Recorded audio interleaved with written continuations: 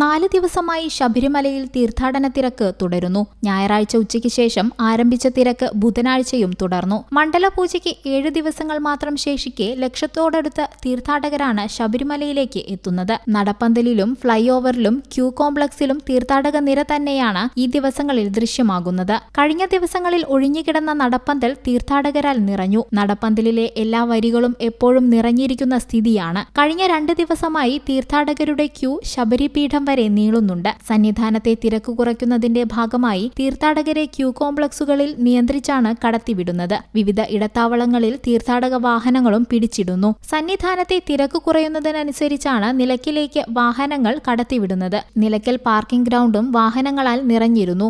ശബരിമലയിലേക്ക് എത്തുന്ന തീർത്ഥാടകരുടെ എണ്ണം ഗണ്യമായി വർദ്ധിച്ചിട്ടുണ്ടെങ്കിലും പോലീസ് ക്രമീകരണങ്ങളുടെ ഭാഗമായി സന്നിധാനത്തെ തിരക്ക് നിയന്ത്രിക്കാനായി. വരി നിൽക്കുന്ന തീർത്ഥാടകർക്ക് ദേവസ്വം ബോർഡിന്റെ നേതൃത്വത്തിൽ ചുക്കുവെള്ളവും ലഘുഭക്ഷണ വിതരണവും ചെയ്യുന്നുണ്ട്. ദർശനത്തിനും നെയ്യഭിഷേകത്തിനും ശേഷം തീർത്ഥാടകർ സന്നിധാനത്ത് തങ്ങാതെ പമ്പയിലേക്ക് മടങ്ങാനുള്ള ക്രമീകരണവും പോലീസ് നടത്തുന്നു. ശരാശരി 70,000-ൽ-അധികം തീർത്ഥാടകരാണ് ഈ ദിവസങ്ങളിൽ ശബരിമല ദർശനം നടത്തിയത്. ബുധനാഴ്ച 5 വരെയുള്ള കണക്കനുസരിച്ച് 51,453 പേർ മല ചവിട്ടി. ചൊവ്വാഴ്ച 68,970 പേരും തിങ്കളാഴ്ച 88,054 പേരുമാണ് പമ്പ വഴി സന്നിധാനത്ത് എത്തിയത്. പുല്ലുമേട് വഴി സന്നിധാനത്തെത്തുന്ന തീർത്ഥാടകരെ കൂടി കണക്കിലെടുത്താൽ എണ്ണം ഇനിയും കൂടും. ദിനവും ശരാശരി 3,000-ൽ-അധികം തീർത്ഥാടകർ പുല്ലുമേട് വഴി മാത്രം സന്നിധാനത്ത് എത്തുന്നു. വരും ദിവസങ്ങളിലും തിരക്ക് തുടരാനുള്ള സാധ്യതയാണ് കാണുന്നത്. വെർച്വൽ ക്യൂ ബുക്കിംഗും കഴിഞ്ഞിരിക്കുകയാണ്. News desk you talk.